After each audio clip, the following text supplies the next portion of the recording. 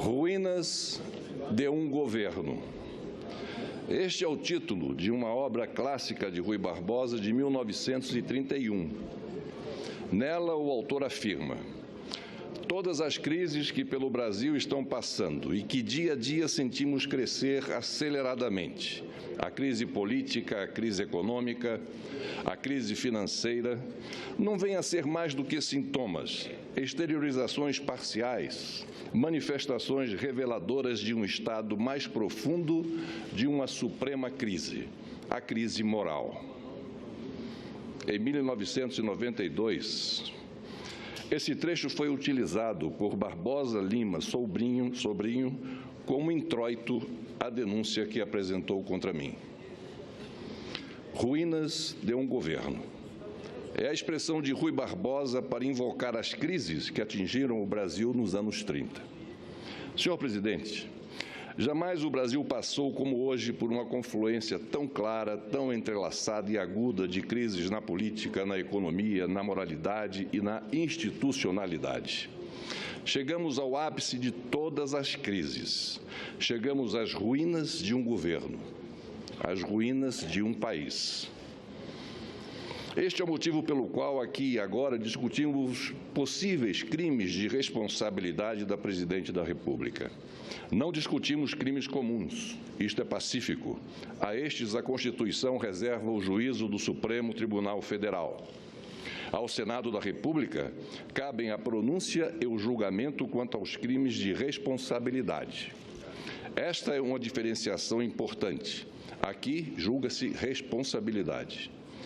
Em 1992, em processo análogo, bastaram menos de 4 meses entre a apresentação da denúncia até a decisão de renunciar no dia do último julgamento.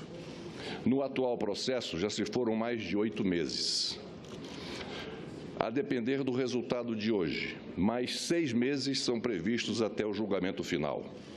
O rito é o mesmo, mas o ritmo e o rigor não.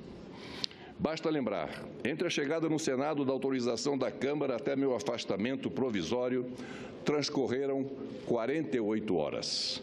Hoje, estamos há 23 dias somente na fase inicial nesta Casa. O parecer da comissão especial que hoje discutimos possui 128 páginas.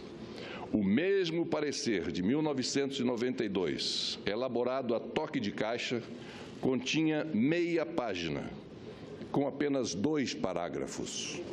Isso mesmo, 2 parágrafos. O tempo é outro, senhor presidente. Em 1992, fui instado a renunciar, na suposição de que as acusações contra mim fossem verdadeiras. Mesmo sem a garantia da ampla defesa pelo Congresso, em todas as fases, me utilizei de advogados particulares. 2 anos depois, fui absolvido de todas as acusações do Supremo Tribunal Federal. Portanto, dito pela mais alta Corte de Justiça do país, não houve crime. Mesmo assim, perdi meu mandato e não recebi qualquer tipo de reparação.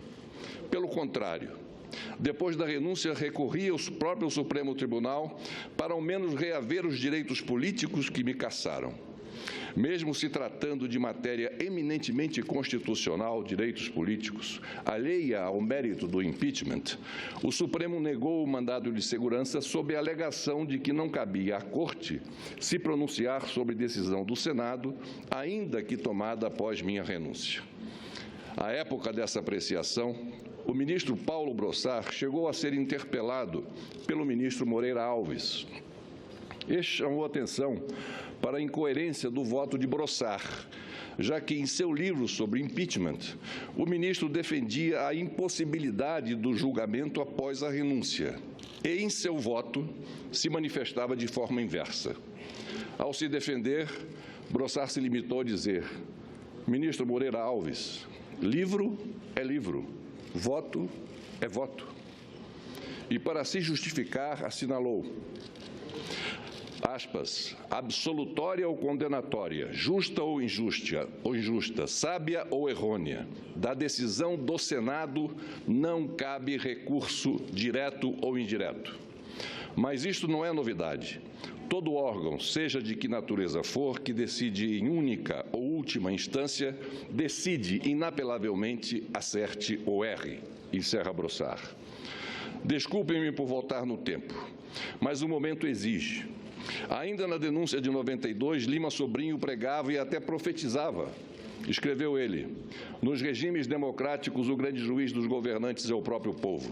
Representar o povo significa, nos processos de impeachment, interpretar e exprimir o sentido ético dominante diante dos atos de abuso ou traição da confiança nacional.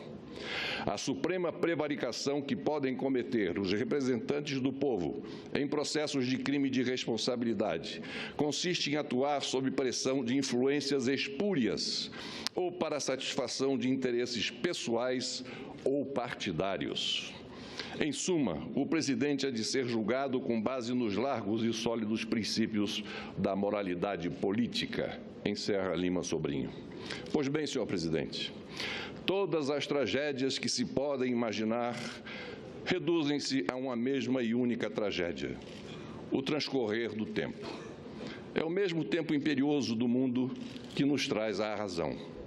É nesta quadra de adversidade para uns e tragédias para outros que constatamos que o maior crime de responsabilidade está na irresponsabilidade pelo desleixo com a política, na irresponsabilidade pela deterioração econômica de um país, na irresponsabilidade pelos sucessivos e acachapantes déficits fiscais e orçamentários, na irresponsabilidade pelo aparelhamento desenfreado do Estado que o torna inchado, arrogante e ineficaz, na irresponsabilidade pela ação ou omissão perante obstruções da Justiça. É crime de responsabilidade, senhor presidente, a mera irresponsabilidade com o país, seja por incompetência, negligência ou má-fé. Mas não foi por falta de aviso. Desde o início deste governo, fui ao longo dos anos a diversos interlocutores da presidente para mostrar os problemas que eu antevia e que desembocaram nesta crise sem precedentes. Falei dentro da minha convicção, dos erros na economia, na excessiva intervenção estatal, nas imprudentes renúncias fiscais. Falei da falta de diálogo com o Parlamento. Nos raros momentos com a presidente, externei minhas preocupações, especialmente quanto à sua reeleição, após a sua reeleição, quando sugeri a ela uma reconciliação de seu novo governo com seus eleitores e com a classe política. Sugeri que fosse à televisão pedir desculpas por tudo que se falou na campanha eleitoral, desmentido depois por seus próprios atos nos primeiros meses do atual mandato. Alertei-a sobre a possibilidade de sofrer impeachment, mas não me escutaram. Coloquei-me à disposição, ouvidos de mercador. Desconsideraram minhas ponderações, relegaram minha experiência. A autossuficiência pairava sobre a razão. Contudo, senhor presidente, reafirmo que, em amplo contexto, o todo dessa obra em ruína da atual administração tem também um pano de fundo ainda invisível para muitos: o sistema presidencialista adotado por nossa República. Lá se vão 127 anos de crises e insurreições, de revoltas e conflagrações, de golpes e revoluções. Suplantada a aristocracia imperial, superamos a oligarquia republicana. Convivemos com o estado de sítio, com o estado de exceção. Enfrentamos ditaduras civil e militar e ainda hoje estamos em processo de redemocratização. Sob o presidencialismo, usufruímos tão somente de espasmos da democracia. Não há mais como sustentar um sistema anacrônico, contaminado e deteriorado em sua essência, em sua prática e nos exemplos traumáticos de nossa República. Basta dizer que de 1926, com Arthur Bernardes, até 2011, com Lula, nenhum presidente da República transmitiu o cargo a seu sucessor sob as mesmas regras que recebeu do antecessor, tendo eles cumprido integralmente seus respectivos mandatos. Pelo visto, aquelas exceções serão mais uma vez quebradas, recomeçando um novo ciclo de instabilidades. Não podemos mais rechear nossa história com deposições, suicídio, renúncias e impedimentos. Não existe fórmula mágica dentro do nosso presidencialismo, ainda mais com uma lei nos moldes da 1079, a ressurrecta, que dá margem a permanentes ameaças a qualquer governo. Não há como recuperar esse modelo de coalizão, de cooptação e fisiologismo que envergonham a classe política. Enfim, não há como continuar tentando formar um número salvador simplesmente somando zeros. Os partidos, mais do que votar, precisam formular políticas. Por tudo isso, o sistema está em ruínas.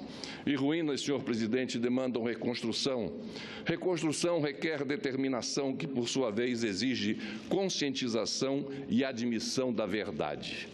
Há 11 anos vimos o choro de parlamentares decepcionados com as agruras e a verdade crua de um partido. Hoje, envoltos em tormentos muito piores, não vemos sequer uma lágrima de constrangimento que seja. Ao contrário, o que se vê é a defesa rouca, cega, mouca e intransigente. Entre retóricas e evidências, entre quimeras e realidades, entre golpe e a farsa do golpe, apesar de tudo e por tudo isso, a população brasileira evoluiu na participação política. Mas admitamos, senhoras e senhores senadores, regredimos no agir da política. Reafirmo, uma nova política precisa se estabelecer. Seja qual for o resultado de hoje, precisamos virar esta página, repensar e instituir a política pela qual a sociedade clama. O atual processo de impeachment nada mais é do que a tentativa de, a partir do passado, aplainar o presente para decantar o futuro. Um futuro em que precisaremos conciliar uma altiva e corajosa voz de comando do Executivo com a moderadora e conciliadora voz do Legislativo. Para concluir, reproduzo o trecho do livro Collor, Presidente, do historiador Marco Antônio Villa, que está prestes a lançá-lo. Novamente peço a compreensão por retornar a 92. Mas a lucidez do texto reflete o que aqui vivemos. Diz o autor, e aqui abro aspas, fatos posteriores, já no século XXI, amplificaram o significado da ação ou inanição de Fernando Collor no auge da CPI e da denúncia na Câmara dos Deputados por crime de responsabilidade. Ele respeitou as solicitações dos parlamentares, encaminhou através do Banco Central e da Receita Federal toda a documentação solicitada, cumpriu as determinações legais, não coagiu o Supremo Tribunal Federal e respeitou a Constituição. Isso tudo em meio ao maior bombardeio midiático de nossa história e tendo de conviver com uma acelerada tramitação da denúncia e depois do processo, que criou obstáculos à plena defesa. Aceitou o afastamento e se preparou para a defesa no Senado. Perdeu. Buscou reparações na Justiça, defendeu-se em vários processos e acabou absolvido em todos eles, os que envolviam atos quando do exercício da presidência da República.